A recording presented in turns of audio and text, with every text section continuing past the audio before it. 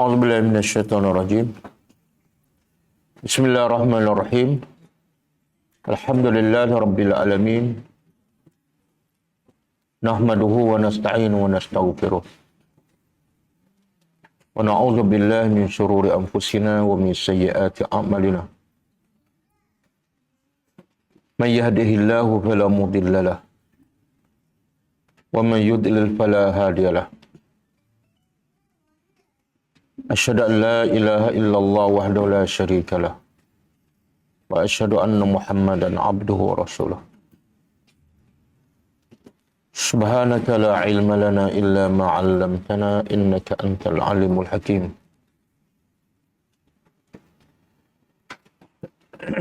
Allahumma 'allimna ma yanfa'una wanfa'na bima 'allamtana wa zidna ilma.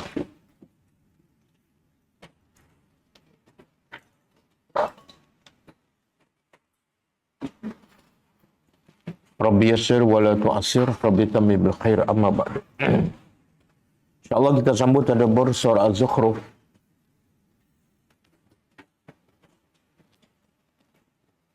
Ayat 73 kan? 73 dah? Oh, dah.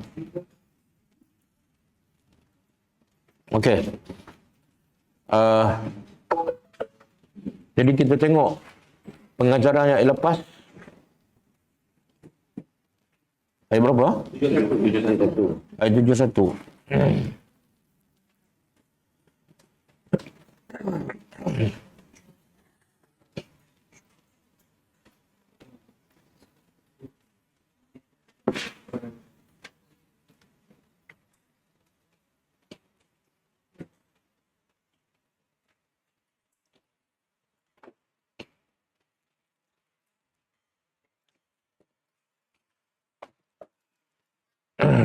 Ayat 71. A'udzubillahi minasyaitonirrajim. Yutafu 'alaihim bisihafin min dhahabin wa akwab. Wa fiha ma tashtahihi al-anfus wa talazzu al-a'yun. Wa antum fiha khalidun.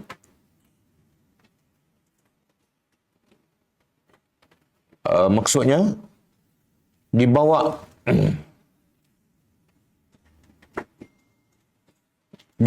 secara berulang alik kepada ahli surga dengan bekas makanan daripada emas dan piala-piala, dan dalam surga apa saja yang diinginkan oleh nafsu dan yang menyejukkan mata melihatnya, dan kamu di dalamnya kekal. Pengajaran pertama,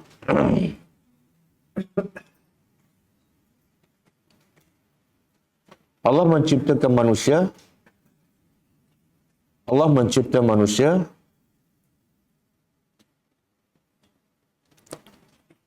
untuk memberi nikmat yang kekal selama-lamanya,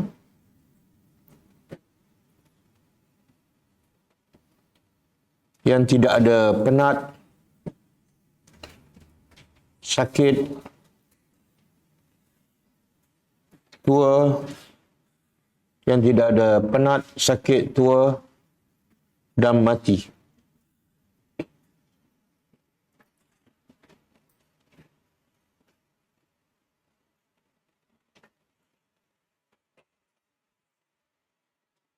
Yang kedua,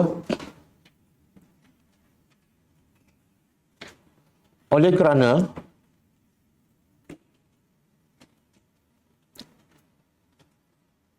balasan yang Allah janjikan kepada orang yang beriman di akhirat,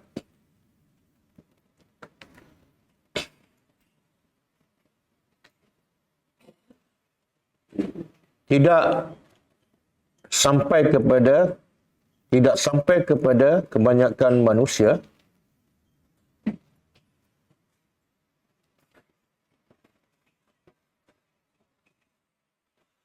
menyebabkan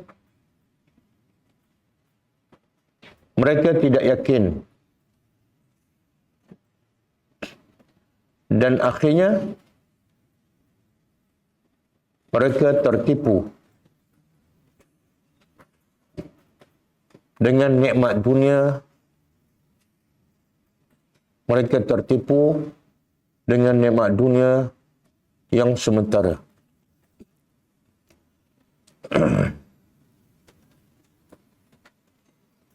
Yang ketiga,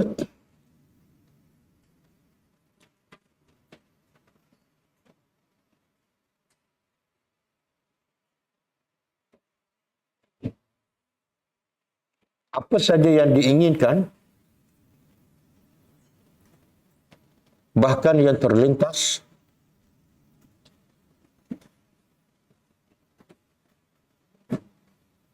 dalam hati penghuni syurga, dalam hati penghuni syurga, semuanya akan ada di hadapannya. Semuanya akan ada di hadapannya.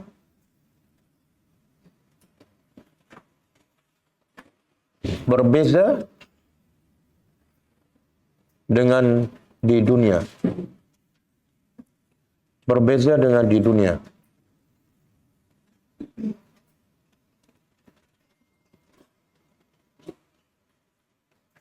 Yang keempat,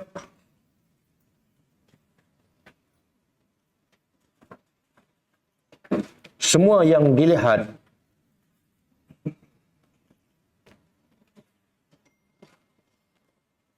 daripada nikmat syurga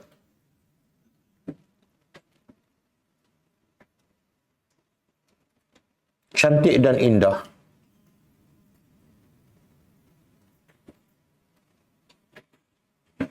Maka apabila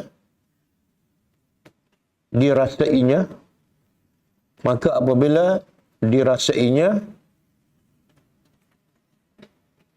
ia jauh lebih lazat dan bahagia.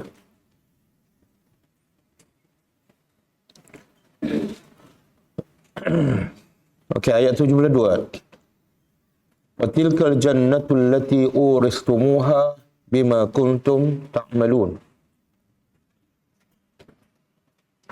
Demikian itulah syurga yang kamu diwarisinya disebabkan apa yang kamu kerjakan. Balasannya, syurga, pengajarannya.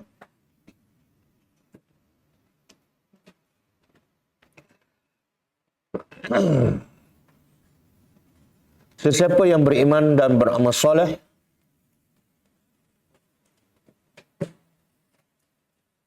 walaupun sekejap,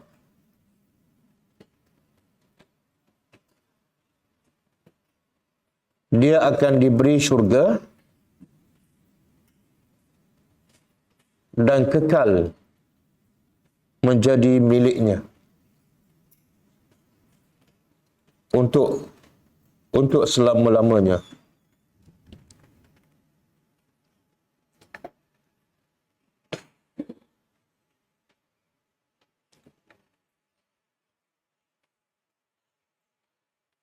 Yang kedua,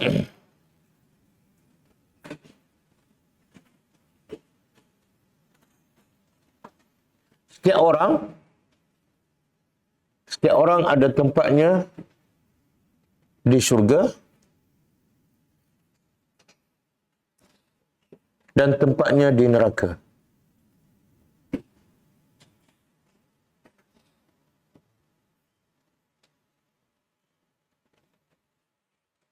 Sekiranya dia ahli neraka,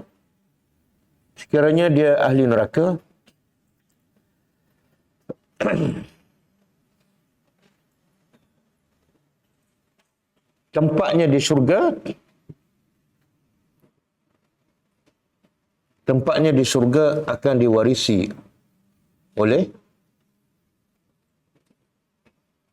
ahli syurga yang lain.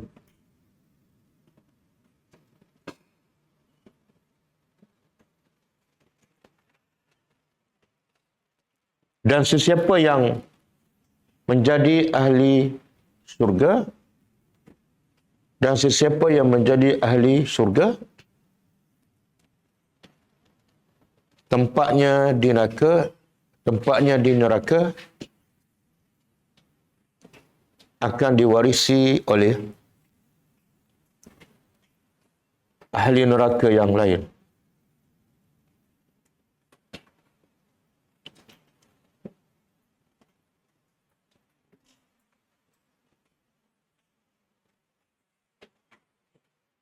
Yang ketiga, yang keempat. Yang ketiga, tidak ada seorang pun akan masuk syurga dengan amalannya. Walaupun amalannya sahabat Rasulullah sallallahu alaihi wasallam. Tetapi manusia akan masuk syurga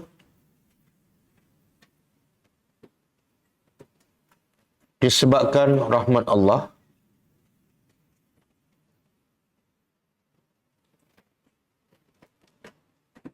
hasil daripada amalan seseorang.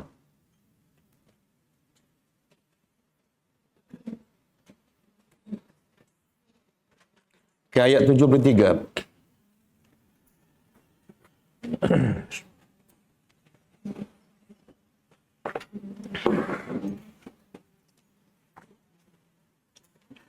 Lakum fiha fakihatun katsiratun minha ta'kulun. Bagi kamu di dalam surga ada buah-buahan yang banyak. Daripadanya kamu boleh makan bila-bila masa. Pengajarannya, antara nikmat yang terbesar, antara nikmat makanan yang terbesar di syurga ialah, antara nikmat makanan yang terbesar di syurga ialah buah-buahan yang berbagai jenis, tidak bermusim,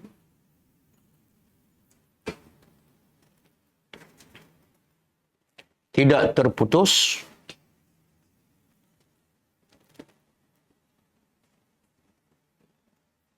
bahkan buah-buahan itu akan mendatangi kepada setiap ahli syurga, kepada setiap ahli syurga yang mengingininya.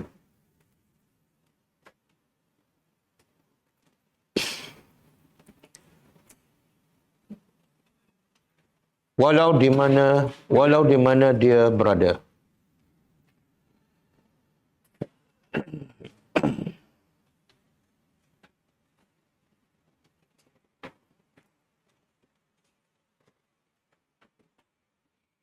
Okey, habis lah. Kita sambung ke nombor.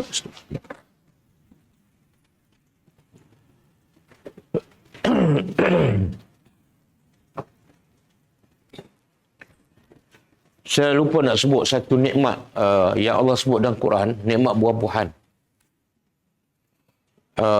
Yang kita dah belajar, nikmat buah-buahan yang tidak, satu, banyak. Yang kedua, tidak bermusim. Yang ketiga, tidak terputus. Yang keempat, buah-buahan tu akan datang pada kita di mana saja kita berada dan apa posisi kita sekalipun. Kalau kita berdiri, buah datang dalam keadaan kita berdiri. Kalau kita baring, buah tu akan turun ke bawah tanpa kita bergerak sedikit pun. Dan satu lagi yang Allah sebut nikmat buah-buahan dalam syurga, iaitu kalau dia beri buah kepada ahli syurga, bila dia tengok buah tu, dia kata apa? Buah ni macam aku dah makan. Sebab apa? Rupanya sama dengan buah di dunia. Rupanya sama. Tapi bila dia makan, mungkin sama. Satu lagi, ayat yang sama, maksud ayat itu ialah, bila dia makan buah syurga, kemudian dia nak makan kali kedua, rupa dia sama dengan yang pertama dia makan. Macam, katalah bentuknya apple kan. Bila nak makan kali kedua, bentuknya apple. Dia kata apa? Yang ni aku nak makan. Tapi bila dia makan bentuk apple yang kedua, rasanya bukan apple. Bila dia makan buah yang ketiga, bentuknya apple juga. Tapi rasanya lain. Kalau 10 jenis bentuk apple, maka 10 rasa yang berbeza. Apa? Kenapa Allah buat macam tu? Ha? Apa nikmatnya? Rupa sama tapi rasa berbeza. Nikmat? Macam mana tu? Puas. Tapi rupa sama. Ha? Walaupun rupa sama, tapi bila kita makan, rasa berbeza kan? Contohlah, kita makan apple. Mula-mula rasa apple. Kita makan bentuk apple kedua, rasa manggis. Kita nak cuba tak yang ketiga? Makan yang ketiga, rasa durian. Makan apple yang keempat, rasa rambutan. Kita nak cuba tak seterusnya. Allah nak kita jangan berhenti makan. Tapi kalau makan apple, rasa apple. Kali kedua makan apple, rasa apple. Nak tak makan ketiga? Faham tak?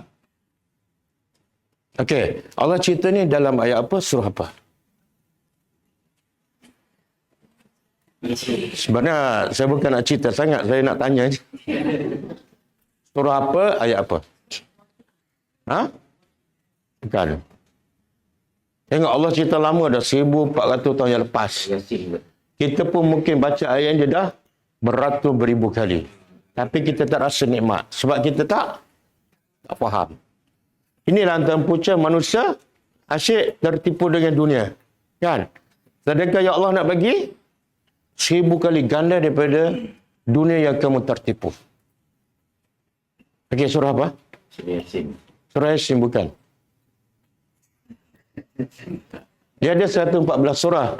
Yasin satu ada 113 surah lagi. Tekalah. Ha? Surah apa? Bukan. Ar-Rahman bukan. Ini semua tembak lah ni. Surah Baqarah ayat 25. Ha.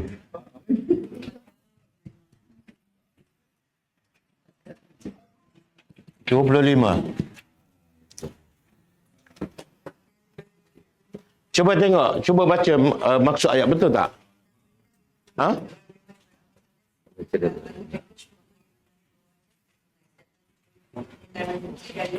Buah-buahan syurga itu, mereka berkata seperti inilah yang telah diberikan kepada kami dahulu. Mereka diberikan rezeki yang sama, tetapi lain rasanya. Dan disediakan mereka di syurga itu pasangan-pasangan yang sentiasa. Tengok Allah nak bagi kan. Yang kadang kita duduk tertipu dengan dunia kan. Rambutan. Berapa biji kita boleh makan? Tengok seronok je. Lepas tu bila makan 5 biji. Cannot go lah. Kan? Durian sedap kan? Berapa biji kita boleh makan? Tapi ya Allah nak bagi pada no stop. Kenapa? Sebab itu bentuknya sama, rasa berbeza. Yang kedua, sebab tak kenyang. Bila tak kenyang, kenapa nak berhenti? Dan tak lapar. Jadi makan untuk apa? Okey. Untuk nikmat. Kemudian tak penat ke? Makan je. Pagi makan, tengah hari makan, petang makan. Kita kalau kat hotel kan kadang-kadang 6 kali pun dah penat kan? Betul, kat hotel baru ni kita buat kursus di Tawau. Tak sempat lapar makan. Betul? 6. Tibriknya apa semua. Tapi penat, letih. Last kali rasa muak dah. Tak sempat lapar makan. Tengok kat dunia. Makanan sedap tapi penat dan boring. Kat dunia, kat akhirat, kita makan Pukul 8, makan 9, makan 10, makan sampai 24 jam. Penat ke tak? Tak. Kenapa tak penat?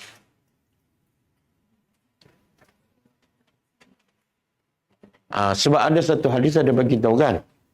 Allah bagi kepada ahli syurga nafsu makan 100 kali ganda daripada nafsu makan di dunia. Nafsu makan 100 kali ganda. Benda-benda macam ni, bila Nabi masuk dalam hati para sahabat peringkat awal, bagi mereka dunia ni, tak ada nilai. Dan sebab tu mereka sanggup bayar korban apa saja untuk dapat yang kekal abadi. Bagi harta, bagi nyawa. Sebab setiap hari Nabi cerita apa? Quran cerita, surga nikmat. Surga nikmat. Kita terbalikkan. Kita banyak tertipu dengan dunia. Sebab apa? Sebab setiap hari cerita pasal dunia. Daripada tadika dunia. Kalau rendah dunia. Menengah dunia. Ini mesti dunia. Bila bekerja lagi dunia. Pagi, petang, siang, malam. Buka radio dunia. Buka TV dunia. Buka Facebook dunia. Betul tak? Macam mana kita tak tertipu dengan dunia? Lepas tu dengan akhirat pula. Sekali seminggu je. Pagi Jumaat. Kan? Jadi akhirnya yang kita dengar sekali seminggu. Disapu oleh 6 hari itu. Betul tak? Okey. Jadi ayat hari ini, setelah Allah cerita pasal nikmat surga sebelum ni kan, dengan apa ni bekas daripada emas, buah-buahan yang banyak, apa lagi? Piala, arak dan sebagainya. Maka kebiasaan Al-Quran, bila Allah cerita pasal nikmat surga, lepas tu terus Allah cerita pasal azab neraka. Kenapa? Kalau kita perasan, Allah tak akan cerita pasal syurga tanpa lepas tu cerita pasal neraka. Tak. Itu bukan Quran. Kenapa? Peringatan.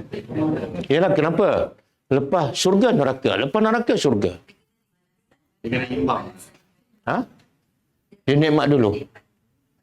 Saya nak tanya, ada tak buku apa-apa je selain pada Quran yang cerita pasal balasan baik, lepas tu terus dia cerita pasal balasan yang buruk? Apa saja buku selain pada Quran? Ada tak? Ada? Tak ada. Biasa kalau cerita pasal nikmat, nikmat je. Betul? Pasal geografi ke, sains ke, matematik ke. Sama juga buku fiqh ke, buku hadis ke. Dia tak ada macam tu, macam Al-Quran. Sebab apa? Quran ni kitab untuk mendidik jiwa. Bila Allah cerita pasal syurga, kita tak nak, kita pun rasa, ya Allah seronoknya, kita pun khayal. Syok sendiri. Kan? Kita pun tak tambah amalan. Sebab perasaan dia ahli, maka Allah pun cerita pasal neraka. Supaya apa kita? Seimbang. Jangan terlalu syok kamu ahli syurga, sebab ada buat macam ni, jadi ahli neraka. Dan bila Allah cerita neraka, Allah tak nak kita terlalu takut sangat. Sampai, kenapa tak salat? Aku ni ahli neraka dah. Tak ada harapan. Okey? Jadi sebab tu kitab Al-Quran tidak boleh kita ajar mengikut topik. Dia kena ikut by surah. Kalau kita pilih topik kan, contohlah topik ahli syurga. Lepas tu, syurga sendiri. Bila pula topik neraka? Tahun depan. Faham tak? Sebab tu, yang terbaik ialah macam Nabi ajarlah. Nabi tak pernah ajar by topik. Tapi Nabi ajar by surah. Dalam surah lengkap. Lepas tu kalau Nabi baca Quran, Nabi mesti habiskan surah tu.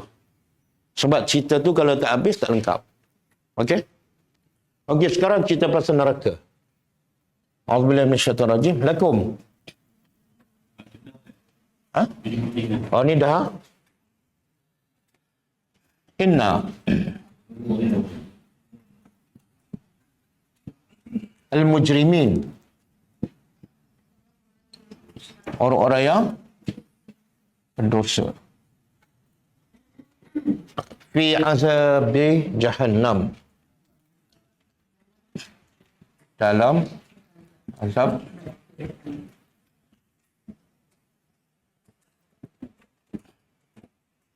apa makna jahannam? Betul lah nama neraka, tapi maksudnya apa? Maksudnya ialah dalam dan gelap. Itu makna tadabbur. Tadabbur ni setiap nama Allah bagi mesti ada tujuan untuk menakutkan, menggerungkan. Tapi bila kita tak faham, kita guna pula Jahannam kan. Jahannam habis kereta aku kan. Ada maksud dia dalam dan apa maksud dia? Neraka adalah panas. Lepas tu dalam pula. Apa maksud dalam? Tak boleh nak keluar. Lepas tu gelap lagi. Dibakar dalam keadaan tak nampak apa-apa. Cuba bayangkan. Itu neraka Jahannam. Macam mana keadaan neraka Jahannam? Berapa kali panas? 69. Sahabat kata kepada Nabi, bila Nabi kata neraka digandakan 69 kali ganda. Sahabat kata, kalau dibakar dengan api kat dunia pun kami dah tak tahan. Apatah lagi diganda? Siapa sanggup dibakar dengan api kat dunia? Betul, 5 minit je atas. Kat dapur kan? Ataupun siapa yang merokok tu buka api. Merokok tu, bila habis jangan buang. Dia buka api pun, kan bara. Itu pun dia tak sanggup. Dan manusia bila panas kan, panas kat dunia, bukan api. Tengah hari, dah tak sanggup dah. Duduk tengah hari tu. Nah, mesti nak cari payung ataupun cari tempat berteduh. Bukan, belum api lagi tu. Tengok. Manusia tak sanggup dengan panas matahari. Macam mana dia boleh buat benda yang menyebabkan dia duduk dalam api? Kenapa manusia sanggup? Panas kat dunia pun mesti ada payung. Nak pergi kerja tengah hari tu buat payung. Panas. Tapi anak dia buka aurat, dia tak pesan. Kamu takut pada panas? Jangan pakai payung. Sebab neraka pun kamu okey je. Kan? Okey? Cuba buka surah An-Nisa.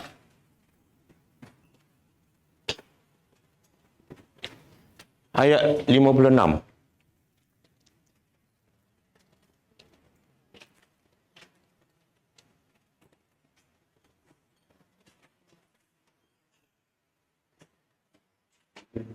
Ayat 56.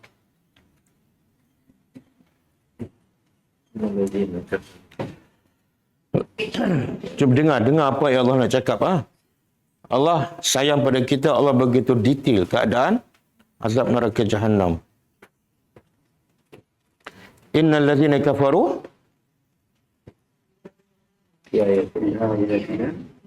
bi ayatina saufa nuslihim nara. Innal ladzina kafaru saufa bi ayatina saufa nuslihim nara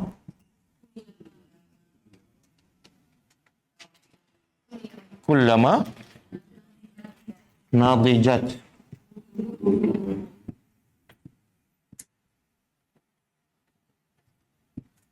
juluduhum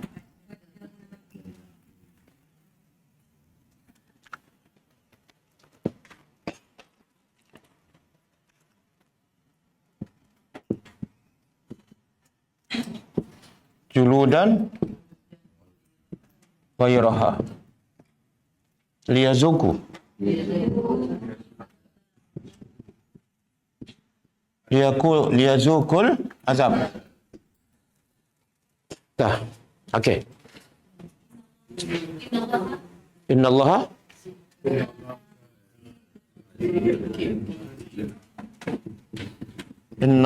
kana azizan hakima. Cuba terjemah. Innal ladzina kafaru.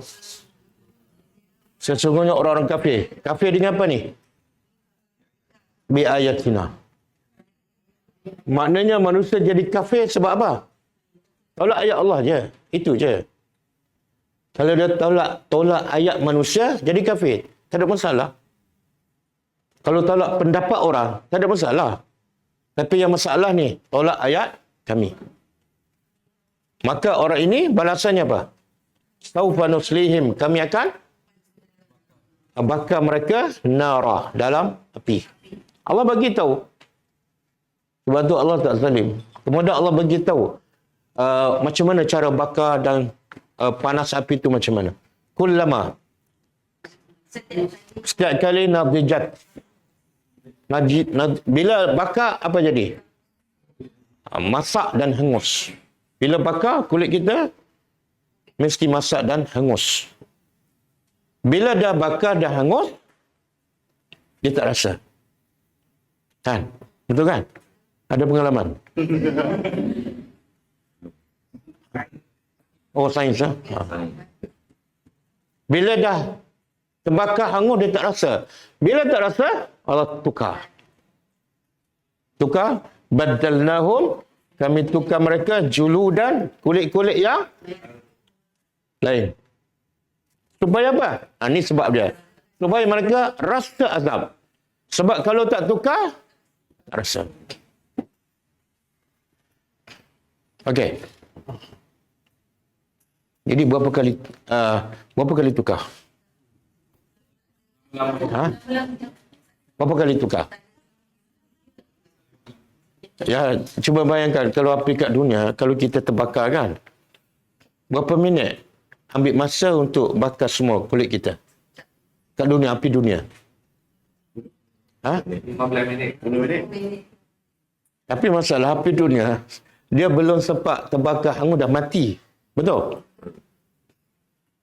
Tapi lah kita buat andaian, kalau api dunia, sementara nak terbakar semua mungkin masa setengah jam. Katalah kan?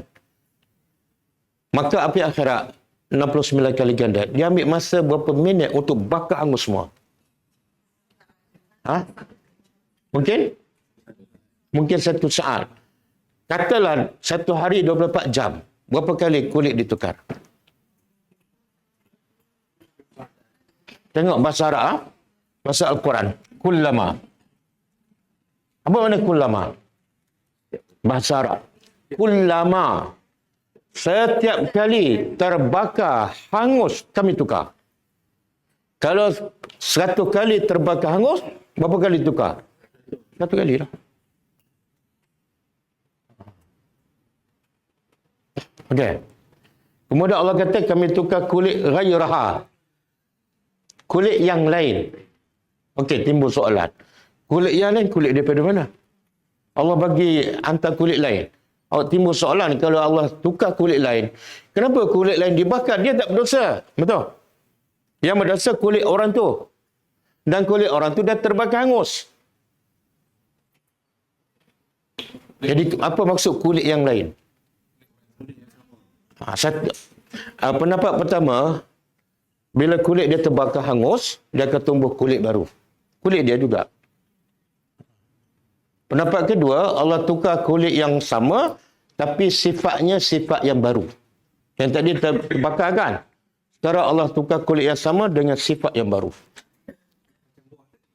Ha? Macam buah syurga tadi.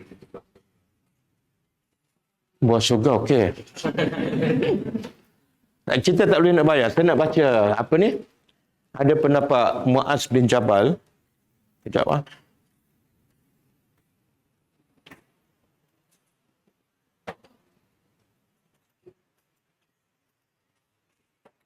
Ini surah apa? An-Nisa. 50.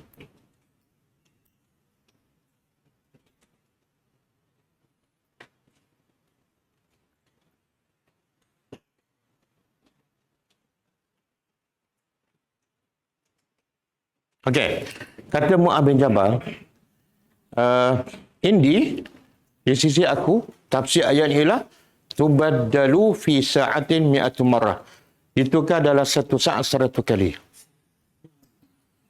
1 saat 100 kali. Yalah. Mana dia terbakar laju. Dan tukar pun Allah Maha berkuasa. Kata Umar Ibn Khattab, Begitulah aku dengar daripada Nabi SAW. Dan kata Al-Hasan, ta'kuluhum nar, ahli neraka akan dimakan oleh api neraka kulla yaumin, setiap hari, 70,000 marrah, 70,000 kali. 70,000 kali dalam satu hari. Dan kita tahu satu hari ke akhirat sama dengan 1,000 tahun dekat dunia. Siapa yang hidup 1,000 tahun? Tak ada. 50 tahun, 60 tahun kan? Ini satu hari ke akhirat sama dengan 1,000 tahun. Kita hidup 50 tahun dah boring kan? 70 tahun pun dah boring dah. Tak larat dah. Bikin mati dah. Ini satu hari ke akhirat sama dengan 1,000 tahun. Saya nak tanya, kalau kita belajar fiqh, kita jumpa tak cerita-cerita macam ni? Kalau kita belajar hadis, jumpa tak? Kalau belajar tasawuf, jumpa tak? Tak. Sebab itulah, amat tidak betul orang mengatakan belajar tasawuf, belajar tarekat, tujuannya untuk menyucikan hati. Amat tidak betul. Kenapa? Allah sendiri cakap, Quran sahaja yang yuzakihim, mensucikan hati manusia. Sebab kitab-kitab tasawuf ni lebih kepada mensucikan hati dengan zikir, dengan selawat. Tapi cerita menakutkan tak ada. Kadang-kadang dia buat dosa, dia tak tahu. Syok sendiri kan. Zikir 1,000, selawat 2,000. Itu bukan sucikan hati, itu tipu daya. Ni, dengan cerita macam ni, takut tak kita nak buat dosa? Bila tak buat dosa, itulah suci hati. Tanggungjawab kita dengan keluarga, kita takut. Tanggungjawab dengan suami, dengan isteri, dengan orang bawah kita, semua kita takut sebab ancaman ni. Maka kita akan jadi baik tak? Akan jadi baik. Okey. Aksi belakang orang. Sebab apa ni, api itu khas untuk Allah punya azab saja. Orang ada kan. Ya. Memang ada dalil tak boleh hukum manusia dengan membakar. Tapi ada pendapat juga yang mengatakan boleh. Dalilnya apa? Nabi, bila ada sahabat zaman Nabi yang tak pergi solat Jumaat, Nabi nak hukum dengan apa? Bakar. Ada pendapat mengatakan boleh. Sekiranya dosanya sangat besar. Apa dia dosa besar? Nak solat berjemaah. Tapi kenapa Nabi tak bakar? Ada tak orang yang tak pergi solat Jumaat di zaman Nabi? Kenapa Nabi tak bakar? Nabi sebut dalam hadis sebab kalau bukan kerana wanita ada dalam rumah dan kanak-kanak, kalau bukan ada dua jenis ni, aku dah bakar dah. Kalau ada wanita, Nabi bakar zalim sebab wanita tak wajib jemaah. Kalau ada wanita, kalau ada kanak-kanak, Nabi bakar zalim sebab kanak-kanak tak wajib jemaah. Betul kan? Benda-benda macam ni, anak-anak kita tak dengar, betul kan? Mana anak-anak kita dengar macam ni? Kita pula dengar bila? Tapi okeylah, belum terlambat. Hari Jumaat. Hari Jumaat. Berkat hari Jumaat. Okey, saya nak satu lagi. Cuba buka surah Al-Baqarah.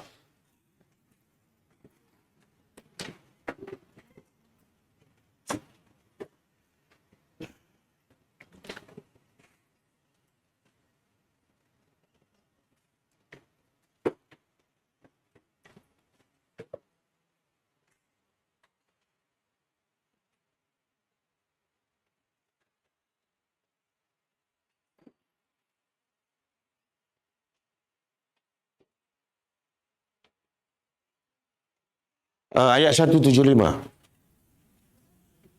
175. Al-Baqarah 175.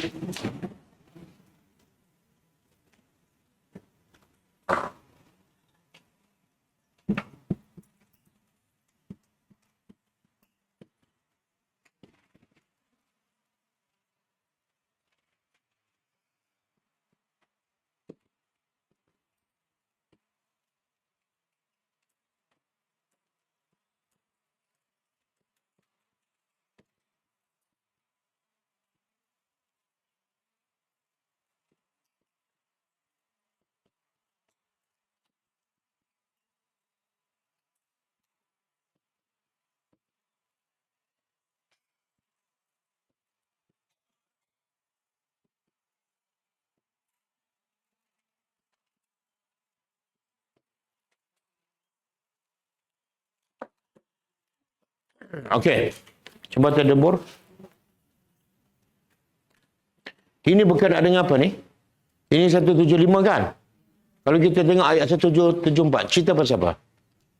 Orang menyembunyikan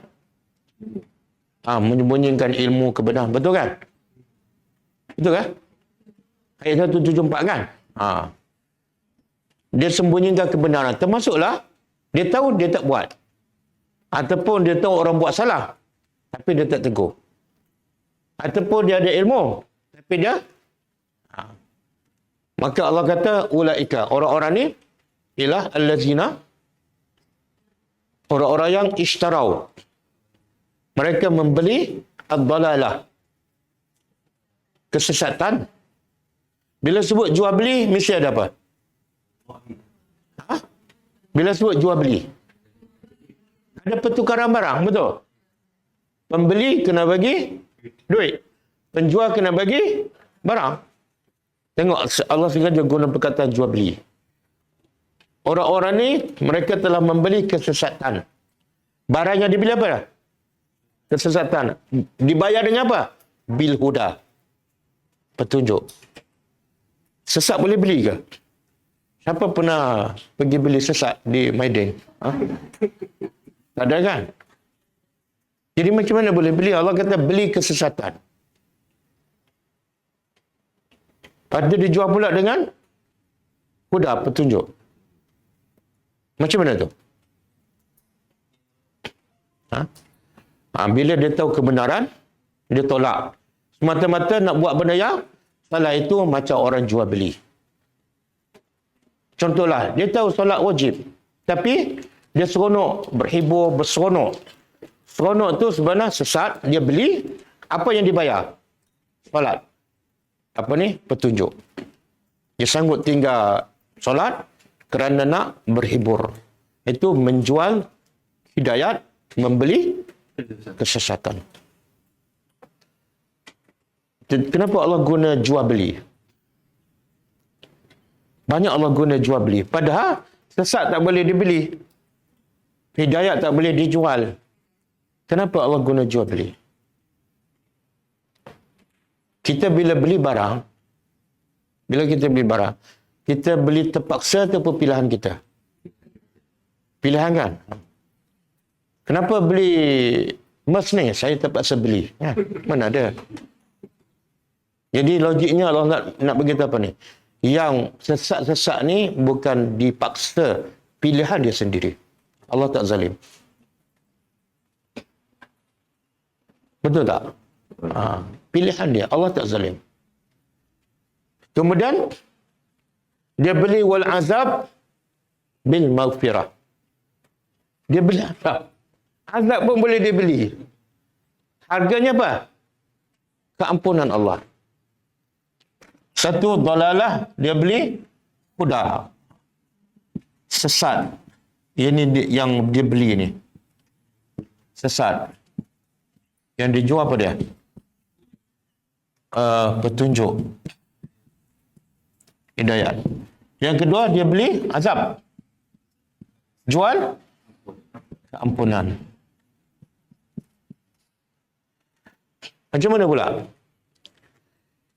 Kalau tak solat, membawa kepada azab. Kan? Kalau tak solat, membawa kepada azab. Macam mana dia nak mengelakkan daripada azab? Dia istighfar, dia minta ampun, dia solat. Tapi tak. Dia jual azab, dia jual apa? Keampunan Allah, iaitu dia tak minta ampun, dan dia beli azab. Tinggal solat tu macam dia beli azab. Awak tak solat ni kena azab, tak apa. Okey? Aman tak? Dan itu pilihan dia ke ataupun dipaksa? Pilihan dia. Tak ada siapa yang paksa dia. Dan tengok, last kali Allah kata apa? Wama asbarahum ala nar. Tengok bahasa Al-Quran. Apa maksud? Sabarnya dia. Dia panggil gaya bahasa apa ni? Kalau kita belajar, dia panggil ta'ajubiyah. Allah nak perleh. Sabarnya kamu nak masuk neraka. Dia tahu. Kenapa Allah perleh? Sebab Dia tahu dah perbuatan dia membawa ke neraka. Tapi dia buat juga. Bukankah bermakna dia sedang bersabar? Kan? Betul tak? Betul.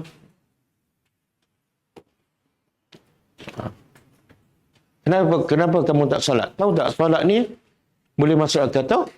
Masya Allah, hebat kesabaran kamu.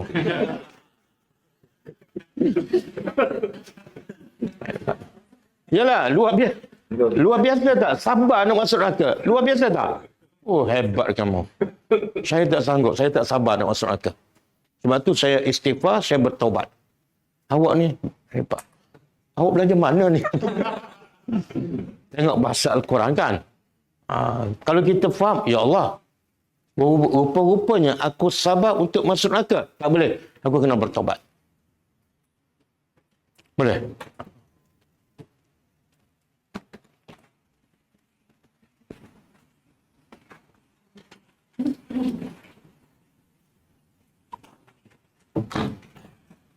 Okey.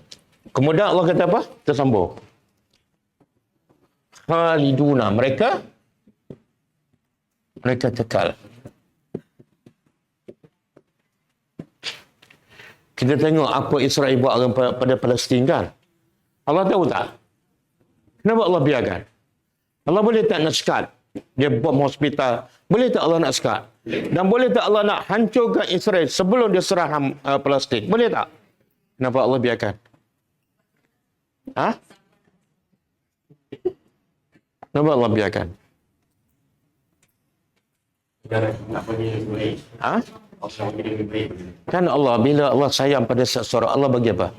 Ujian. Jadi bagi saya, Allah jauh lebih sayang orang Palestin daripada orang. Sebab tu tengok kisah Ashabul Ukhdud. Bila mereka beriman, baru je beriman, kerajaan tangkap dia, gali parit besar, nyalakan api, dan kerajaan paksa mereka terjun dalam parit yang penuh dengan api, termasuklah kanak-kanak. Baru je beriman, tengok Allah uji. Dan akhirnya, mereka terjun tak? Mati tak? Lepas tu apa kebaikannya? Beriman mati. Beriman kena bakar. Apa faedahnya? Allah nak bagi syurga. Nikmat tak? Beriman sekejap, terus masuk syurga. Mana lebih baik? Beriman sekejap, kena bakar, terus masuk syurga. Dengan beriman lama, tak kena bakar pun. Tapi tak ada jamin masuk syurga. Mana pilihan anda? Ha? Nombor satu. Ha? Tapi kenapa Allah tak uji kita? Allah tahu ni yang belajar kat sini tak boleh bakar-bakar ni. Kita uji sikit je. Dengar azan subuh, bangun ke tak? Kalau azan subuh tak bangun, tak payahlah bakar-bakar kan? Jauh. Sebab tu Allah akan uji kadar mengikut kadar iman seseorang. Kalau iman dia kuat, ujian kuat. Kalau iman nipis ke, janganlah berangan-angan minta dibakar. Sebab tu Allah uji orang Palestin apa dia? Hidup menderita, bagi kita menderita. Tapi bagi mereka, mungkin bahagia. Kalau mati, masuk syurga. Kalau sakit ke, cedera, sabar, dapat pahala. Betul tak? Kita sentiasa dalam nikmat. Saya nak tanya satu lagi. Orang Palestin ni, dalam keadaan peperangan macam tu, mereka buat dosa tak? Tak ada. Tak sempat nak buat dosa kan? Tengok wayang, terbuka movie apa semua. Bom turun. Tapi kita terdedah tak untuk buat dosa sepanjang masa. Ya? Mana lebih azab? Orang tu sentiasa buat dosa dan bertambah dengan sentiasa dalam ketakutan sehingga tak sempat buat dosa. Mana lebih nikmat? Sebab tu saya beritahu, ada seorang tanya saya, apa pandangan Ustaz pasal Palestin? Saya kata, kadang-kadang bukan salah. Kadang-kadang kita sibuk bila berlaku di Palestin kan, Israel serang orang Palestin. Kita pun kecoh, baca doa kunut nazilah, bagus. Kutip dermakan. Tapi kita lupa, nasib siapa yang paling bahaya? nasib orang Palestin yang sedang berperang dengan nasib orang Malaysia yang jahil. Kita baik. Keadaan mana yang paling bahaya dalam keadaan kritikal? Kita Kritikal, betul tak? Sebab mereka kalau mati, masih dulu kan. mereka tak, dalam keadaan macam tu, confirm insya-Allah mereka bertobat terus kalau buat dosa. Mereka tak nak. Dah tahu nak mati, buat dosa lagi. Tak ada kan? Betul? Tapi kita susah nak bertobat. Mungkin kita okey, tapi beratus ribu di luar sana yang jahil agama. Zero. Apa kita buat? Kita ada doa supaya Allah hancurkan Israel. Tapi kita boleh buat sesuatu tak pada masyarakat kita? Boleh. Tapi apa yang kita buat? Betul tak? Cuba kita baca doa kunut nazilah. Ya Allah, hancurlah Israel. Ya Allah, bagilah hidayah pada ramai lagi rakyat Malaysia yang jahil agama. Mereka tak diserangi oleh Israel, tapi diserangi oleh media yang merosakkan akidah dan pemikiran mereka. Betul? 24 jam mereka dirosakkan oleh Israel serangkan. Dipanggil Ghazwa Al-Fikri. Serangan pemikiran. Mati tak salah, masuk neraka. Mati tengah berhiburkan, masuk neraka. Dengan bola, dengan video, dengan game apa semua kan. Lara, 24 jam. Jadi kita doa pada sana dan kita buat sesuatu di sini. Okey. Okey. Kemudian, la yufattaru. Tidak.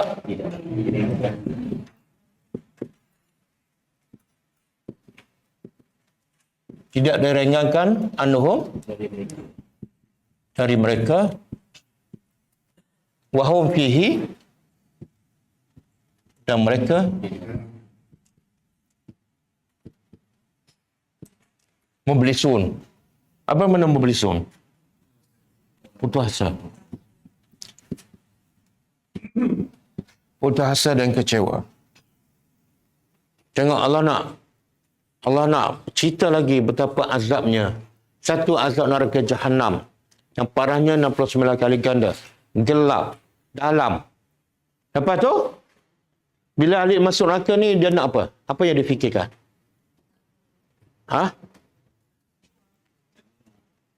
Dia nak keluar ke minta ringan? Dia tahu, dia tak akan boleh keluarkan. Walaupun dia minta. Maka, dia minta ringankan. Maka Allah jawab apa? La yufattaru. Mereka tidak akan diringankan azabnya. Maknanya panas. 70,000 kali ditukar kulit. Mungkin lepas seminggu dia ringan tak? Tak. Cuba buka surah ni. Surah Fatir. Fatir ayat 36 dan 37.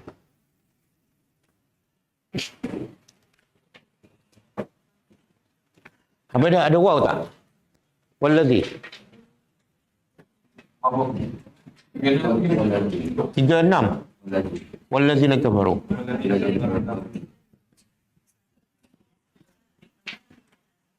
Lahum naru jahannam.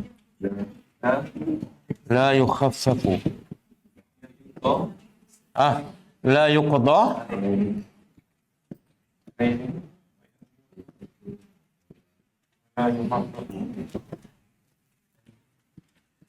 ولا يخفف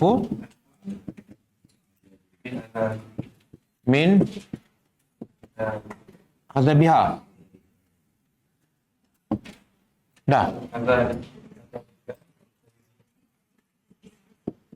Kadzalika najzi kull kafur.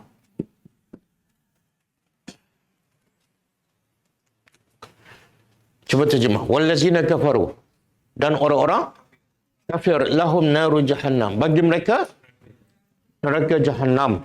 Kemudian la yuqda alaihim. Tidak di ada tertinggal ni. Payah mutu kan? Ada payah mutu.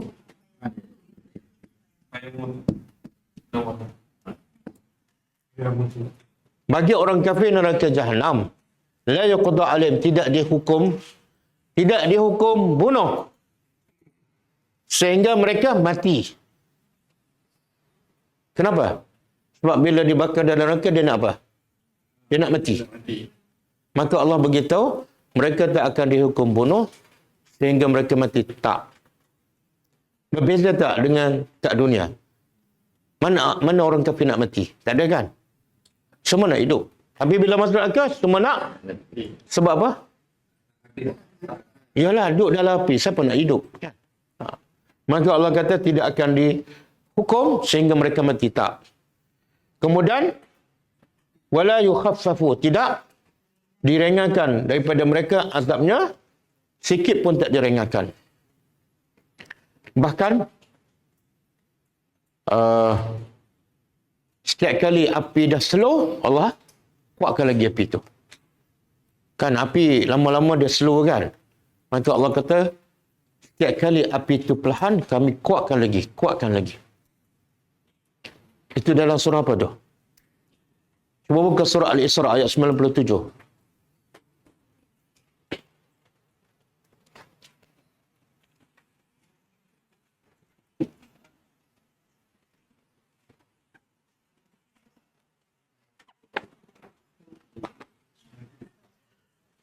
Ada kah?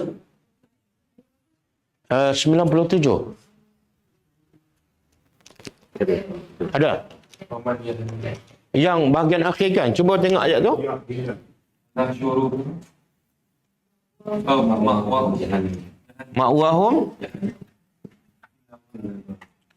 Ma'wahum jahannam. Kullama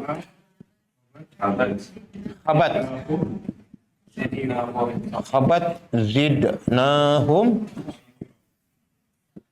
sa'ira. Ma'wahum apa dia? Tempat tinggal mereka. Tengok Allah guna bahasa tempat tinggal. Apa makna tu? Itu je. Dia tak ada tempat tinggal yang kedua. Tempat tinggal mereka ialah neraka Jahannam. Dan kullama khabat. Setiap kali dia terjemah apa tu? Api? Malap. Kullama. Setiap kali malap je, zidna. Kami tambah. Jadi tak ada semakin kurang ke, maintain ke tak ada. Semakin bertambah ada. Okey, dia minta, orang ahli neraka dia minta tak direngakan. Okey, dia minta nak keluar ke, minta direngakan hari ke apa ke. Cuba buka surah Al-A'raf. Ayat 50 ke? Surah Al-A'raf ayat 50.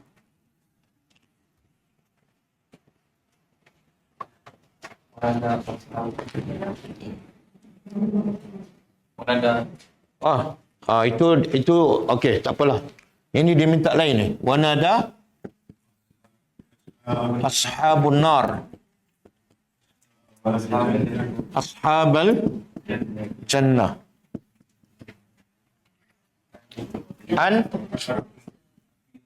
An afidu alaina minal ma'i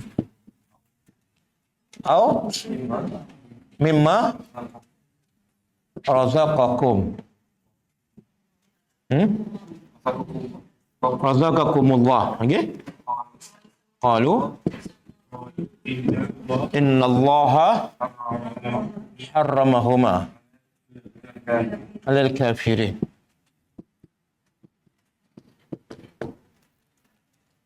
Tengok. Wanada, dan telah menyeru ashabun nar, penghuni neraka. Penghuni neraka menyeru. Menyeru siapa? Ashabul jannah. Mana ahli neraka boleh bercakap tak dengan ahli syurga? Boleh. Ahli syurga boleh tak bercakap dengan ahli neraka? Boleh. Dengar. Dengar. Dia pakai handphone jenis apa? Teknologi baru. Tengok. Apa yang diseru oleh ahli syurga, ahli neraka pada ahli syurga? An afidu. Afidu apa dia? Limpahkan alaina ke atas kami minal ma' air. Kenapa dia minta air? Kenapa tak minta buah ke, makanan ke, KFC ke? Orang bila panas nak air je. Betul? Minta air. Ataupun mimma razaqakum. Apa yang Allah bagi rezeki pada kamu kan? Ada air madu kan? Susu.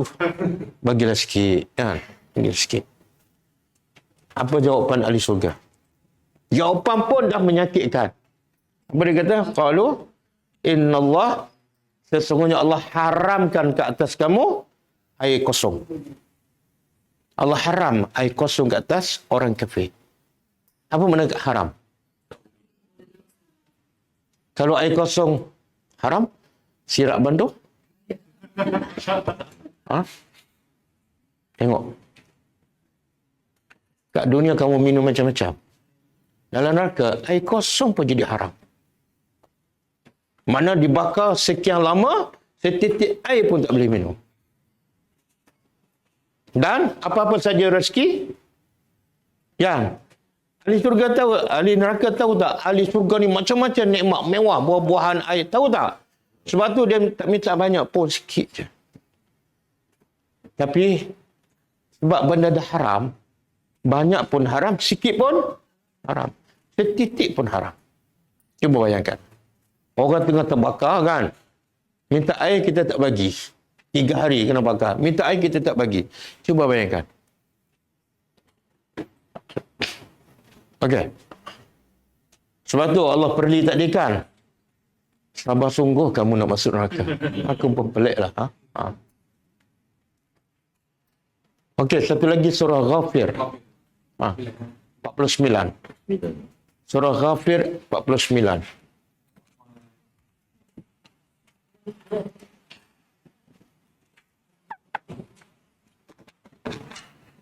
Apa dia? وقال الذي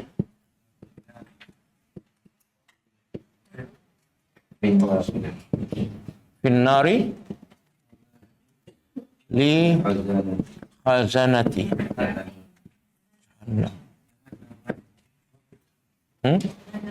Ghafir. Ghafir ni ada dua nama. Satu Ghafir, satu Mukmin. Ada orang cari Ghafir tak ada. Tengok Mukmin. Dua nama surah ni. Li khazanati Jahannam, apa tu? Ha? Ud'u Rabbakum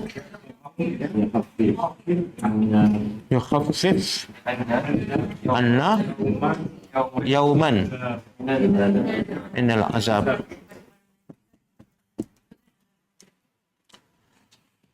Apa tu? Nah. Tengok. Semua Allah ceritakan. Allah cerita ni untuk siapa sebenar? Supaya apa? Supaya apa?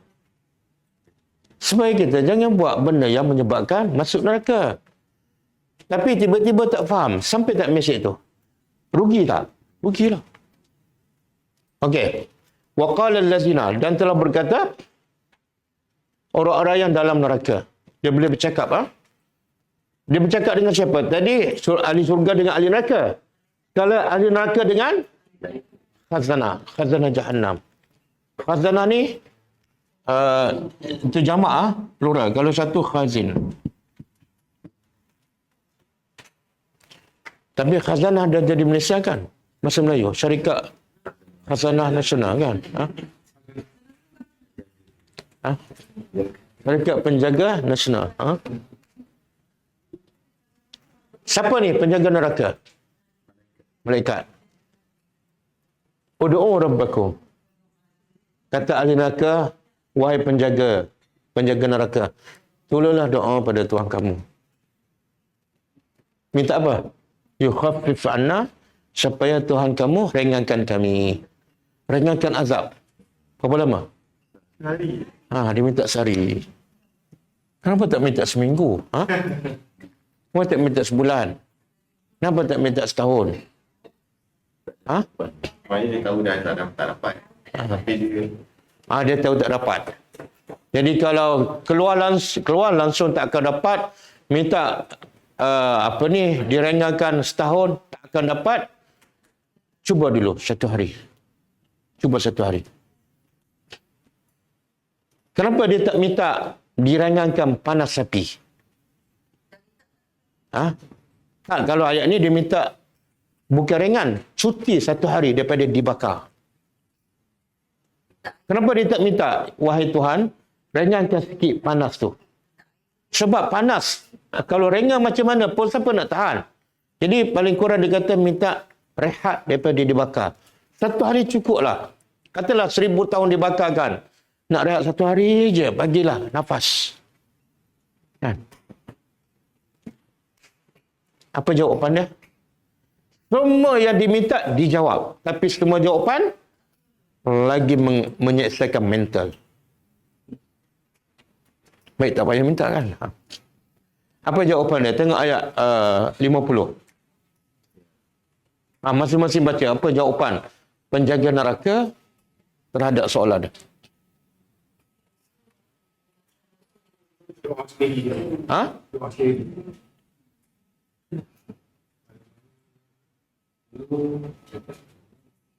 Dia kata apa? Bukankah Rasul datang dulu cerita pasal azab kan? Ustaz pun cerita azab tu. Kan kat taman tu kan? Kamu tahu kan? Dan kamu faham kan? Dah tahu, dah faham. Buat juga kan? Doa sendirilah. Doa sendirilah. Kan kamu gedebel kan? Kan kamu penyabar. Boleh faham? Jawapan tu nak, satu nak dia azab dalam neraka, dua, satu azab fizikal, yang dua mental. Kadang-kadang azab mental lagi menyeksakan. Menyakitkan hati. Yang kedua, jawapan tu menunjukkan apa? Allah tak zalim. Rasul dah datang. Kalau Rasul tak datang, kamu tak tahu, okey. Orang macam ni maksud apa? Masuk syurga. Tapi ada tak sekarang yang dia tak tahu? Dia tak dengar cerita langsung pasal Quran, pasal syurga, pasal neraka. Ada tak kat dunia? Ada orang kata yang duduk kutub utara dan kutub selatan. Betul ke? Dia kata orang kutub utara tak sampai mesej. Saya tanya dia balik, macam mana kamu tahu ada orang kat sana? Mana maklumat mesti sampaikan. Satu. Yang kedua, kalau maklumat pasal dunia semua manusia cari jumpa apa? Betul tak? Apa dia nak cari? Tiba-tiba maklumat pasal akhirat tak ada. Pelik tak? Pelik tapi benar. Okey.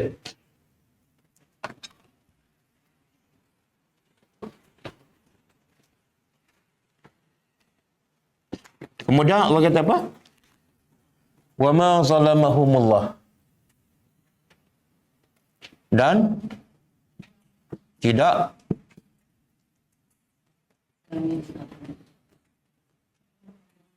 wa ma zalamahum. Tidak dia, iaitu Allah, menzalimi mereka. Walakin, akan tetapi, kanu adalah mereka humus zalimun. Mereka penzalim. Mereka sendiri nak masuk neraka. Buktinya apa? Mereka tak bertobat walaupun diberi peluang. Macam merepek kan. Dia tahu tak undang-undang? Kalau merepek tu kena saman, lepas tu risiko aksiden patah kaki. Dia tahu kan? Tiba-tiba dia buat juga. Mak bapak pun nasihat. Boleh pun bagi nasihat. Dia buat juga patah kaki. Terlantar ke hospital masuk simen. Lepas tu dia merayu. Kita jawab apa? Pada muka. Sakit hati tak? Sebab apa? Sebab dia tahu. Kalau dia tak tahu, okey. Lebih kurang mana? Orang ambil dadakan.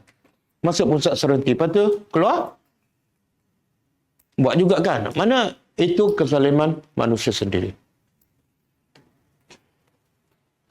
Ada satu hadis. Nabi Ibrahim AS. Dia jumpa bapa dia di akhirat. Jadi dia minta. Ialah seorang bapa kan. Tak sanggup dan tak sampai hati melihat bapa dia. Dia campak dalam neraka. Jadi Ibrahim tak putus asa. Dia minta lagi pada Tuhan. Wahai Tuhan, Engkau janji tidak akan menghina aku. Dan apa kehinaan yang paling hina daripada bapa aku masuk neraka? Kan? Macam kita lah. Kalau kita, bapa kita masuk penjara, kita rasa terhina tak? Maka Allah kata apa? Kan aku dah cakap, aku haramkan neraka, aku haramkan syurga ke atas orang kafir. Kan aku dah cakap kan. Bapa kamu pun dah dengar. Kemudian Allah jadikan bapa Ibrahim tu macam binatang. Masa tu juga jadi macam binatang, dicampak dalam neraka. Kenapa? Sebab Allah nak kurangkan rasa kesian Nabi Ibrahim. Seolah dia nampak bukan bapa dia tapi yang lain. Jadi neraka tak kena keturunan. Surga tak kena keturunan. Okey. Masing-masing kena selamatkan diri masing-masing. Okey, wanadau dan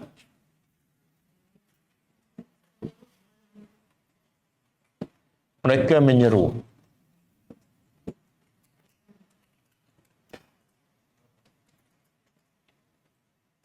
Apa ni? Salah kan? Oh ya. Wanadau ya. Ha? Ya. Ya Maliku. Mereka menyeru. Siapa ni ahli neraka Jahannam? Dia seru siapa ni? Tadi Allah guna kata khazanah Jahannam. Sekarang Malik. Malik ni nama malaikat penjaga. Liyaqdi alaina. Dia minta juga ni. Wahai Malik. Wahai penjaga neraka. Biarlah Tuhan Rabbuka supaya yaqdi apa dah? Menghukum.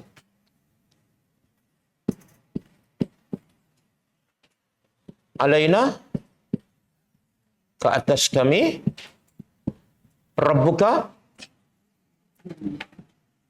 Tuhan engkau, pencipta engkau.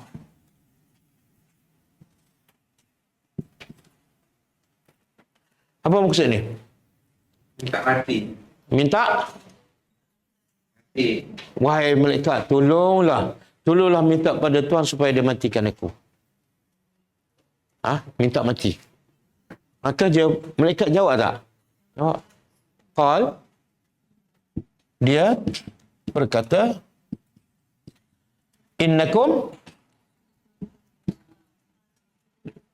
sesungguhnya kamu makisun, kekal. Dia tak kata kamu tak akan mati, tapi dia jawab kamu kekal. Okey. Bila kekal apa maksud?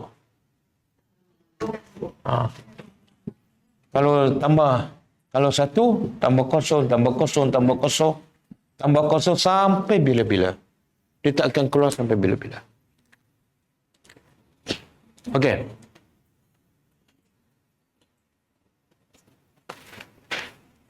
Okey ke? Rasa apa? Rasa sedih kan? Kan minggu lepas dia rasa gembira kan? Minggu lepas pasal cerita nikmat surga kan? Jadi kena seimbang lah.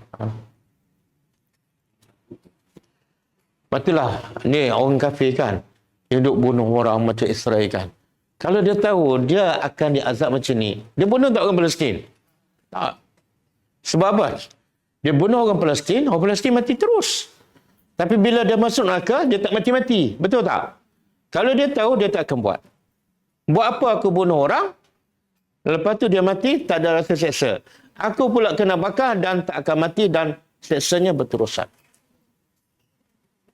Okey. Yang jual beli tu, yang ayat yang jual beli tu. Dia kena dengan kisah macam sahabat tu yang Nabi tak jawab salam tu. Yang dia dalam surah Allah ampunkan dia diimpak pas Allah ampunkan dia diimpakkan tu. Maksud dia ayat kampunan tu bila dia dapat tahu dia dapat diampunkan. Ya. Dia sangat dia suka sangat. Yalah, nikmat yang paling besar ialah kita dapat keampunan. Sebab penyebab manusia masuk neraka, dosa. Bila dia dah ampunkan, makna tak ada sebab dia nak masuk neraka. Dan bila dia diampunkan, dia akan dapat tiket untuk ke surga. Iaitu, bila dapat keampunan Allah, dia akan dapat tiket ke surga. Apa dia? Rahmat.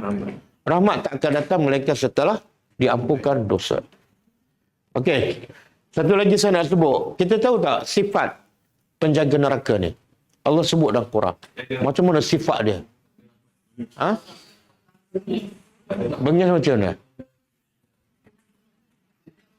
Agak-agaklah sifat penjaga neraka dengan Israel mana lebih?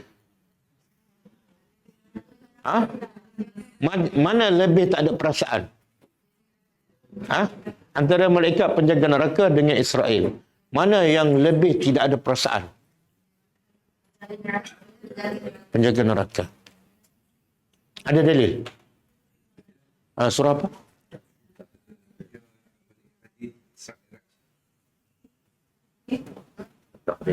Oh, tak dalam Quran.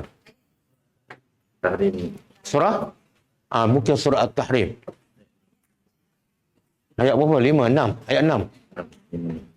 Surah At-Tahrim ayat 6.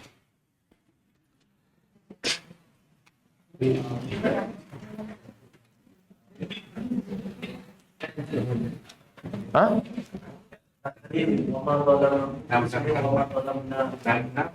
Oh, silap. Oh. Ya ni, wama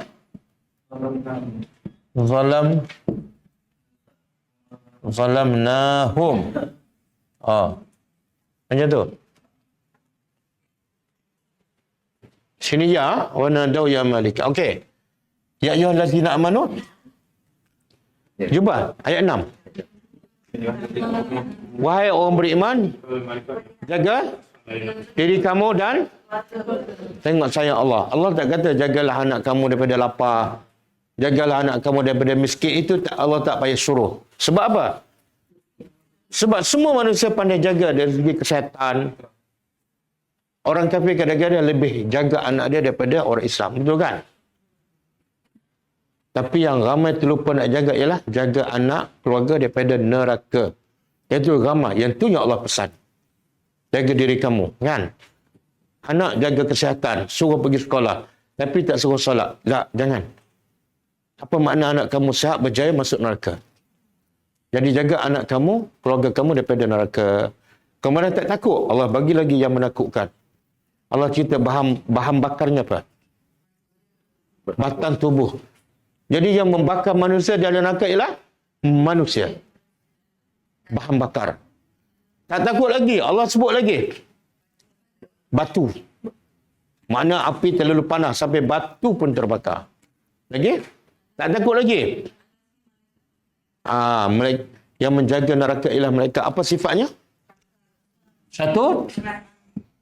Dalam bahasa ayat tu apa dia? Ghilazun. Ghilazun. Dua, syidadun. Syidadun. Yang ketiga?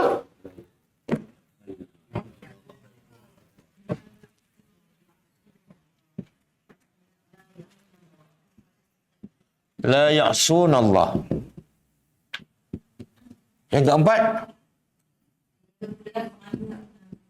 Yaf'aluna ma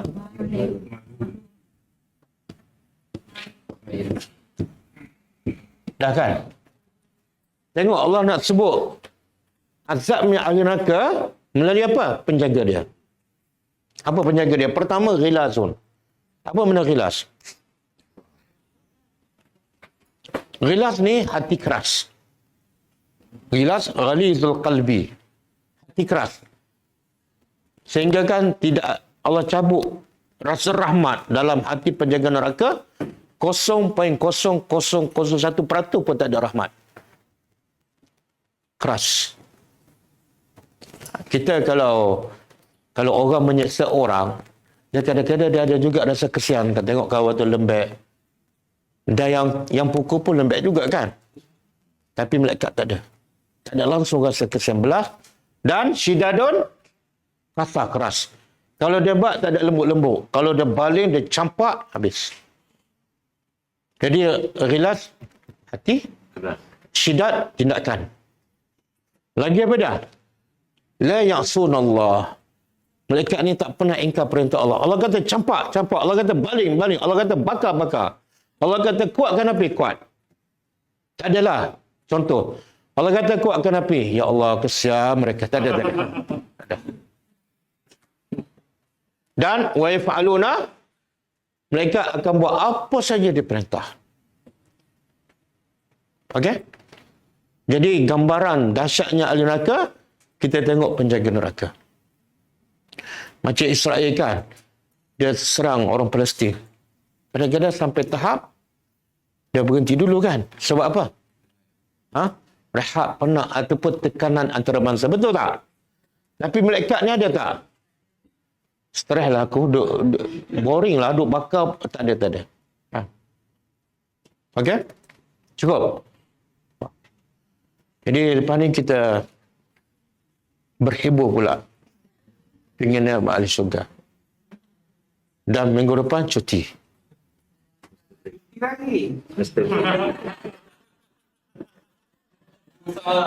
Cuti lagi. Dah lah kelas sekali seminggu, Ustaz. Ya Allah. Besar. Tak, bila kelas cuti, jangan salahkan Ustaz. Murajaah, betul tak? Quran ada kat depan kita kan? Tekan je. Buka YouTube. Gunakan masa untuk anak-anak kan. Panggil anak setengah jam. 15 minit je setiap hari. Jom, duduk. Kita jangan cakap apa-apa. Buka tadabbur. 15 minit setiap hari kan. Kita boleh paksa anak buat macam-macam. Pergi sekolah, pergi universiti, pergi bekerja. Makan obat bila sakit. Tapi buat agama ni, kita lembek kan. Ustaz nak buat macam ni dah besar dah. Tapi kalau bab lain, kita paksa. Okey? Ada soalan?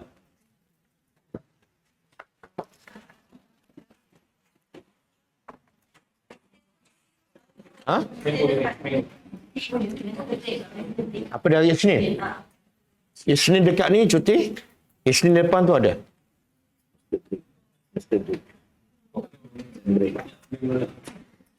Sebab itulah pelajar, jangan cuti. Melainkan setelah saya cuti. Kalau tak, rugilah jadi 2-3 kali cuti.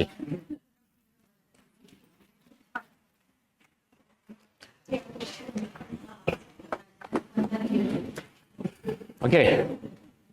Kita buka hadis.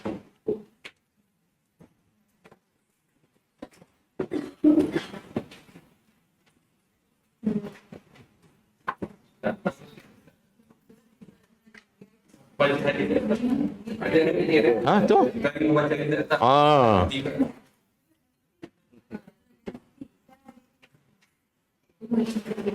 Jadi minggu depan jangan baca hadis.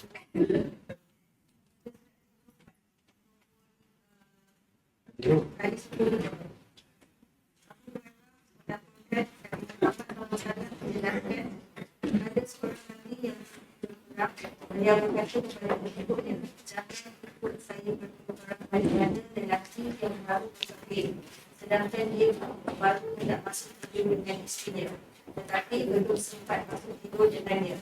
Juga jangan ikut saya berperang lelaki yang membuat rumahnya tetapi belum siap tubuhnya. Begitu juga jangan ikut saya berperang lelaki yang membeli kambing atau kuda yang sedang bunting tua, yang sedang menanti pelajaran anak. Okey. Berhenti dulu. Yalah. Setakat ni hadis tu yang dibaca, Nabi kata, ada Nabi, seorang Nabi daripada para Nabi yang dahulu, ini cerita Nabi dahululah. Bila dia nak berperang, Nabi ni bila nak berperang, dia beritahu pada kaum dia. Jangan ada pun seorang yang baru kahwin, ikut berperang. Ataupun yang buat rumah tapi tak siap. Bumbung tak siap, jangan pergi berperang. Ataupun dia ada unta yang sedang mengandung, jangan pergi berperang. Apa hikmahnya? Hikmahnya ialah Islam nak bila kita buat ibadat, apatah lagi ibadat yang besar, kena fokus, jangan tak fokus dan jangan disibukkan dengan urusan lain. Faham? Berperang ni besar kan? Rumah tak siap. Masa pergi berperang, dia ingat rumah. Macam mana nak ambil modal lagi ni? Lepas tu baru kahwin. Masa tengah berperang. Ruginya. Kalau aku mati macam mana? Tengok-tengok bunuh. Musuh bunuh dia. Unta kan? Unta tengah mengandung. Keluar berapa ekor ni? Tengok-tengok kena tembak ke musuh. Okey? Maka begitu juga contoh solat. Nabi kata kalau kamu solat, tengah tahan sakit, jangan solat. Buang dulu. Supaya apa? Supaya bila kamu solat, kamu tak disibukkan dengan urusan lain dan kamu tak fokus, tak khusyuk. Ibadat mesti, ibadat ni, bila kita buat, tujuan utama ibadat apa dia? Tujuan utama ibadat supaya Allah terima. Dan Allah tak akan terima kecuali kita khusyuk. Fokuskan. Dalam hadis Nabi kata, Allah akan tengok pada orang yang salat mengikut kadar orang tu fokus pada Allah. Kalau start akad takbir sampai bagi salam 15 minit kan. 2 minit je dia ingat pada Allah. Allah pun tengok dia 2 minit je. Jadi rugi tak? Nabi kata, kalau nak tahan kentut ke, kentut dulu. Kalau nak kencing ke berak, pergi. Kalau hujan, angkat baju dulu. Kan? Jemur baju. Lepas tu, dah kering, dia tak angkat. Dia angkat takbir. Bila angkat takbir, hujan. Ya Allah, baju tak angkat. Lupa. Bila dihidang makanan, makan dulu. Tapi syarat. Bukan sebarang hidang. Satu, kalau kebetulan hidang tu masuk waktu. Yang kedua, kalau perutnya lapar. Kalau perut dah kenyang, lepas tu hidang makanan. Dia pun makan juga. Kenapa? Nabi suruh makan. Dah, makan tadi kan. Yang ketiga, pertama bila dihidang waktu solat. Kebetulan terlupa ke apa. Yang kedua, dia lapar. Yang ketiga, makanan tu menyelerakan. Kalau dia lapar, hidang dia, ada hidangan. Tapi tengok lauk tak selera. Tak payah makan lah solat. Sebab bila dia tak selera, dia tak akan mengganggu. Betul tak? Yang mana akan mengganggu solat? Perut lapar, ya Allah ni, ayam 3 ketul nak makan 5 orang ni. Mana cukup? Jadi fokusnya apa? Solat tu. Sebab itulah orang kita, kebanyakan orang Islam lah. Bila dia beribadat, dia lebih fokus nak buat ibadat dah selesai. Oh tu bahaya tu. Orang beriman, bila dia beribadat, dia fokus nak ibadat dia diterima. Maka dia akan buat terbaik. Aku kalau solat dulu, dah perut lapar ni tak khusyuk. Kalau tak khusyuk, buat apa ke solat Allah tak terima? Kan rugilah. Solat selesai, makan dapat, tapi tak diterima. Aku kena makan dulu. Boleh? Lepas tu kalau makan pula, jangan pula. Dia perut lapar, makanan terhidang. Dia makan pula 3 pinggang. Lepas tu khusyuk tak solat. Tak sampai tujuan. Lembek pula tersandarkan. Kelang kabut yang 3 pun jadi 4 rakaat kan. Boleh faham? Fokusnya ialah khusyuk. Kalau tak khusyuk juga, jangan buat. Ataupun dia sengaja masak dekat waktu solat. Itu tak boleh. Pergi masak sekarang. Ban, dekat nak masuk waktu. Tak apalah, saya lapar sekarang. Dia sebenarnya, Allah letakkan 5 waktu solat, bukan waktu makan. Betul? Yang makan waktu salat memang sengaja buat. Waktu salat subuh, waktu makan ke? Breakfast lepas subuh. Waktu zuhur, dia boleh makan sebelum zuhur dan panjang waktu. Tapi masa azan zuhur, itulah dia nak makan. Syaitan. Waktu asar, waktu makan ke? Tak. Maghrib, bukan waktu makan. Isya, bukan waktu makan. Tapi banyak dia makan waktu betul-betul masuk waktu. Itu kerja syaitan. Okey. Okey, sambung.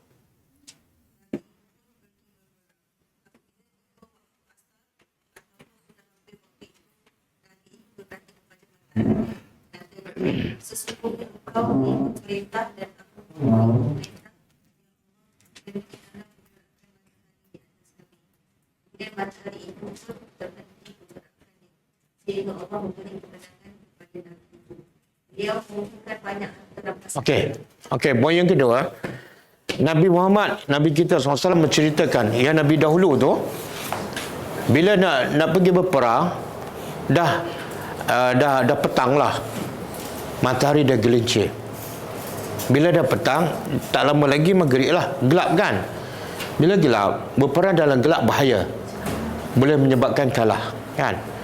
Maka Nabi ni, Nabi yang dahulu, dia kata apa? Wahai Tuhan, aku ni adalah hamba engkau yang diperintah, dan matahari engkau pun diperintah oleh engkau. Maka boleh tak lewatkan matahari terbenam supaya kami dapat perangi musuh? Maka Allah makbulkan, dan Allah lewatkan matahari itu sehingga hari itu jadi panjang, dan akhirnya mereka berperang dan menang.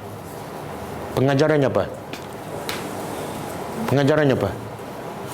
Kalau kita betul-betul ikhlas tolong agama Allah, Allah akan tolong walaupun Allah lewatkan matahari. In tansurullah yansurkum. Kalau betul kamu ikhlas tolong agama Allah, Allah akan bagi pertolongan daripada berbagai sudut, kadang-kadang yang kita tak sangka, macam kisah tadi. Okey, seterusnya. Kemudian api kuat membakar harta rampasan itu, tetapi api itu tidak suka hendak membakarnya. Nabi itu berkata, saya yakin antara saudara-saudara sekalian ada yang menyembunyikan harta rampasan. Oleh itu, mari bersalam dengan saya seorang wakil daripada sidang. Kemudian seorang wakil melekatkan tangannya dengan tangan Nabi itu. Nabi itu berkata lagi, betullah ada orang dalam kumpulan saudara yang menyembunyikan harta rampasan. Suruh semua orang dalam kumpulan saudara datang dan bersalam dengan saya. Kemudian ada 2 atau 3 orang yang tangannya melekat pada tangan Nabi itu. Lalu Nabi itu berkata, ada orang dalam kumpulan saudara yang menyembunyikan harta rampasan. Kemudian kumpulan itu mengeluarkan sebiji kepala yang diperbuat daripada emas sebesar kepala lembu. Lalu benda itu diletakkan. Kemudian datang api dan terus membakar semua harta rampasan yang ada. Oleh sebab itu harta rampasan perang memang tidak halal untuk sesiapa pun sebelum kita. Kemudian Allah menghalalkan harta rampasan perang untuk kita apabila Allah melihat betapa miskin dan lemahnya keadaan kita semua. Allah pun menghalalkannya untuk kita. Diriwayatkan oleh Bukhari dan Muslim. Habis dah? Habis dah? Boleh faham? Boleh faham? Siapa faham? Siapa yang faham? Boleh, yang tak faham tanya dia. Dulu harta rampasan perang sebelum Rasulullah, Nabi kita SAW sambung cerita tu. Dia kata lepas Nabi dulu perang dan menang, dapat harta rampasan. Dan umat-umat dahulu sebelum zaman Nabi Muhammad, bila mereka berperang dan mereka menang, harta rampasan seorang pun tak boleh. Nabi pun tak boleh. Habis buat apa? Dia letak kat tengah-tengah, kemudian api datang daripada mana, daripada langit, menyambar harta rampasan, terbakar semua. Itu kelebihan umat Nabi Muhammad. Nabi kata kami diberi 5 kelebihan yang tak diberi pada para Nabi dahulu. Apa dia 5 ni? Boleh solat mana-mana. Satu, boleh solat di mana-mana. Umat dahulu kalau nak solat mesti tempat khas. Macam agama Buddha kan, Kristian, dia tak boleh solat di sebarangan tempat. Betul tak? Tapi nikmat Allah bagi pada kita ialah boleh solat di mana-mana, tepi jalan, pada pasir, dalam hutan. Satu. Yang kedua,